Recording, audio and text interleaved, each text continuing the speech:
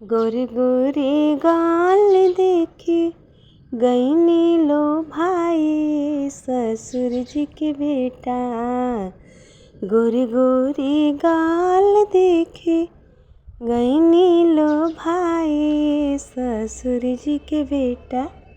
चिन्हनी न जतिया हमार ए ससुर जी के बेटा। चिन्हनी न जतिया हमार ए ससुर जी के बेटा। अपना फैशन खातिर किनला बुलेट ए ससुर जी के बेटा। अपना फैशन खातिर किनला बुलेट ए ससुर जी के बेटा। एक दिन ना शहर घुमैला ए ससुर जी के बेटा। एक दिन ना शहर घुमैनी ए ससुर जी के बेटा। गोरे गोरे गाल देखे गईनी लो भाई ए ससुर जी के बेटा।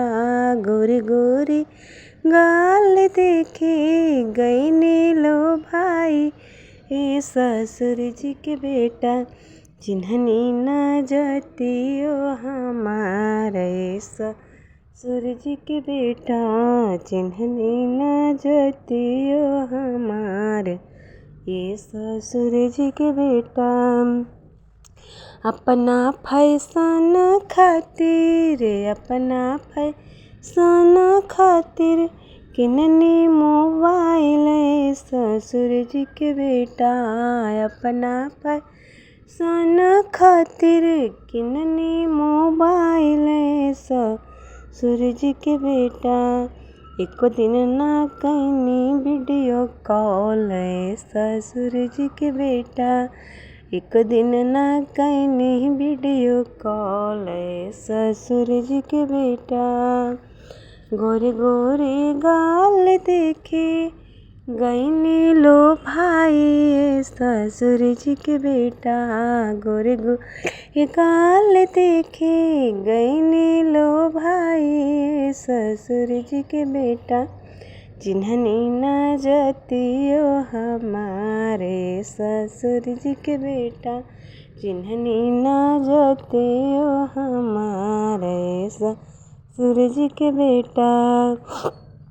अपना फैशन खातिर किनला स्कॉर्पियो ससुर जी के बेटा। अपना फैशन खातिर किनला स्कॉर्पियो ए ससुर जी के बेटा। एक दिन ना शहर घुमैनी ससुर जी के बेटा। एक दिन ना डिस्को पार्क ले गईनी ससुर जी के बेटा।